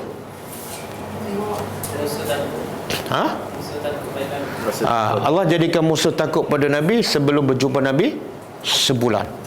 Dah gedebar dah nak jumpa Nabi sebulan. Itu Allah tak bagi pada para Nabi dahulu. Yang ketiga, Nabi-Nabi dahulu diutuskan untuk kaum masing-masing. Tapi aku, kata Nabi, diutuskan untuk semua. Yang keempat, harta rampasan haram dimakan oleh umat-umat dahulu, tapi dihalalkan untuk aku dan umatku. Dah cukup? Yang kelima apa dia? Bukan. Azab ditangguhkan. Kalau umat dahulu kalau buat maksiat, cash, bayar cash. Kalau umat Nabi Muhammad bayar insurans. Okey? Jadi Nabi cerita umat dahulu berperang, bila menang dapat harta rampasan, Nabi tu letak kat tengah, tak datang api menyambar. Mana apa tu? Ada orang curi harta rampasan. Harta rampasan tak cukup. Kalau dia cukup, api datang. Kalau api tak datang, mana harta rampasan ada orang ambil. Maka Nabi dahulu pejabat, dia kata okey, sekarang api tak menyambar harta rampasan, mana ada di kalangan kamu yang mencuri harta rampasan. Nabi buat apa? Nabi panggil wakil setiap kabilah yang ikut peperangan, bersalam. Bersalah lepas. Tiba-tiba seorang tu melekat. Mana kabilah dia ada curi. Kemudian Nabi suruh ketua tu panggil semua pengikut dia. Bersalah, ada 2-3 orang melekat. Bila ditanya betul mereka curi, kemudian ambil, cari, jumpa emas sebesar kepala kan, harta rampasan. Dia orang dulu bila perang dia bawa harta barang kemas. Bila dapat harta rampasan yang dicuri, dia letak tempat tu, maka api datang menyambar habis. Tak, Nabi tak sebut. Bila tak sebut apa dia? Fakir pada pengajar. Apa pengajarannya? Apa pengajarannya? Bersifat benar. Maknanya bersifat benarlah kalau berperang kerana Allah, jangan kerana harta rampasan. Itu al-kazib, mendustakan. Sebab tu ada tak zaman Nabi kita SAW yang pergi berperang bersama Nabi tapi tujuan nak harta rampasan? Ada. Akhirnya apa jadi dengan orang ni? Ada seorang lelaki, dia pergi berperang dan pada zahir dia mati syahid. Sahabat-sahabat kata apa? Masya Allah, dia ahli syurga. Nabi kata tak, dia ahli neraka. Sahabat terkejut. Ini mati dalam medan peperangan. Tiba-tiba Nabi kata ahli. Kenapa ya Rasulullah? Cuba cek dalam badan dia. Bila buka ada seketul harta rampasan. Dia curi. Jadi sebab itu dia masuk neraka. Kenapa? Bukan kerana Allah. Dia berperang bukan kerana Allah. Satu. Yang kedua, dia ambil bukan hak dia. Zalim. Jadi bukan mesti mati dalam peperangan, ahli syurga. Bukan mesti mati dalam masjid, ahli syurga. Bukan mesti mati dalam kelas tadabbur, ahli syurga. Boleh faham? Yang menentukan apa dia? Ada orang pergi masjid kan, tiba-tiba mati tengah sujud. Kita berkata apa? Ahli syurga. Padahal dia nak pergi mencuri. Ada kan? Ada. Jadi sebab itulah bila orang tu mati, kita tak boleh nak menghukum dia sama ada ahli syurga ataupun itu urusan Allah. Cuma kita boleh berdoa semoga dia termasuk ahli syurga. Ada yang kata pakcik saya mati dulu berpeluh, confirm ahli syurga. Itu tak boleh. Okey. Ada satu lagi hadis. Yang terakhir. Hadis pendek ya. Abu Khalid nama sebenarnya Hakim bin Hizam melakukan Nabi Muhammad SAW menjelaskan dua orang boleh berjual beli dengan bebas selagi mereka belum berpisah, iaitu mereka boleh meneruskan jual beli ataupun membatalkannya. Apabila kedua-duanya bersikap jujur dan benar, Tuhan memberkati jual beli itu. Namun apabila mereka bersama-sama berdusta, Allah akan hancurkan keberkatan jual beli itu. Okey, ini hadis terakhir dalam bab as-sidq kan. Okey, Nabi kata al-bayyi'ani, dua orang yang berjual beli, pembeli dan penjual. Mereka berdua ni diberi pilihan malam yatafarraqa, selagi mana mereka belum berpisah. Apa maksud dia? Kalau kita pergi masuk kedai, kita beli barang, katalah harga barang tu 500 kan. Kita dah setuju, kita dah bayar. Lepas tu kita fikir, kita contohlah dapat mesej, kedai ni suka tipu orang, contohlah kan. Kita pun boleh tak nak batalkan jual beli tu? Boleh. Boleh. Boleh ke tak boleh? Boleh. Dia kata boleh, ada kata tak boleh. Ikut dalil, Nabi kata apa tadi? Dia masih dalam pilihan boleh nak batal boleh nak teruskan sebelum dia berpisah. Boleh. Walaupun duduk lama kan, dia nak beli barang, dia bersembang, lepas tu dah setuju, lepas tu duduk dia dalam kedai lagi sampai 2-3 jam, minum kopi apa semua. Lepas tengok, saya tak jadi belilah, dia ada hak. Tapi kalau kontrak dah sign, agreement dah sign. Hadis Nabi kata sebelum dia berpisah, kontrak ke apa ke, sign ke apa ke, sama. Bila tak boleh batalkan? Bila dah keluar. Kenapa? Sebab dalam huraian ulama mengatakan Allah nak bagi kebebasan kepada penjual dan juga pembeli. Mungkin lepas kita bila jual barang kan, kita rasa ya Allah ruginya menyesal, boleh tak ambil balik? Boleh, selagi mana belum pisah. Pembeli pula mungkin rasa aku ni hutang banyak tapi beli lagi barang, dah bayar, boleh tak nak batalkan? Boleh, selagi mana belum berpisah. Pisah tu boleh keluar kedai. Keluar kedai. Ulama kata berpisah badan lah. Berpisah badan. Kedai pula jarak macam mana? Ukur lah.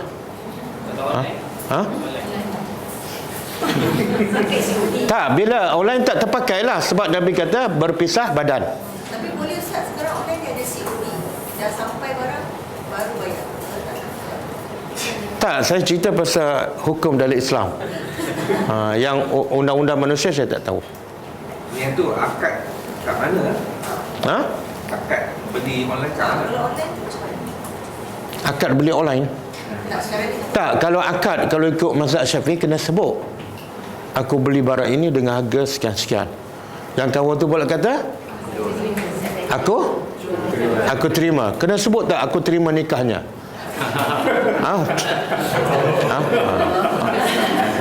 Cukuplah tu aku terima kan. Kalau mazhab Syafi'i, walaupun beli bawang, ni saya beli bawang ni sebiji, sah ke tak? Tak, angkat dulu. Saja aku beli bawang sebiji seulas. Tapi pada kalau kita beli, orang penjual tak saya jual ya, itu dah boleh masuk Penjual cakap, pembeli tak cakap saya beli. Tak, saya nak cerita itu mazhab Syafi'i. Tapi dalam mazhab lain, cukup akad itu ialah pertukaran. Kita ambil barang, dia ambil duit. Itu akad. Ya. Okey. Dan last sekali apa dia kata? Sebenarnya hadis ni ada kaitan dengan tajuk as-sidqu. Iaitu ada. Nabi kata siapa yang berjual bercakap benar. Jangan tipu. Dan jelaskan kalau ada aib, barang rosak jelaskan. Nabi kata apa? Berkat. Dan siapa yang bercakap bohong, dia jual barang tu ada masalah tapi dia tak cerita, tak ada berkat. Subhanallah. Benda-benda macam ni berkatkan. Kadang-kadang orang tak terfikir. Sebab dia fikir apa? Untung. Kalau aku terangkan keaiban, orang tak beli. Dia tak fikir berkat tu lebih mahal daripada keuntungan. Ya, kadang-kadang kita jual kereta kan. Kereta aksiden, 2 kali aksiden, dah repair dah. Ada aksiden? Tak ada. Satu, dia dapat dosa menipu. Yang kedua, tidak ada berkat. Terangkan. Kalau saya cerita yang sebenar orang tak beli, tak apa. Kamu dapat apa? Pahala bercakap benar. Boleh? Okey. Ustaz, ada dalam Muslim dengan Imam Ahmad yang buat reference kepada hadis tadi yang kata mungkin ni adalah Nabi Musa. Tak apa. Nabi apa tak penting. Yang penting pengajaran. Pengajaran iaitu bila pergi berperang ke mesti niat kerana Allah. Jangan unsur kerana niat nak atau rampasan dan sebagainya. Okey, cukup lah. Kita jumpa lagi insya-Allah 2 minggu.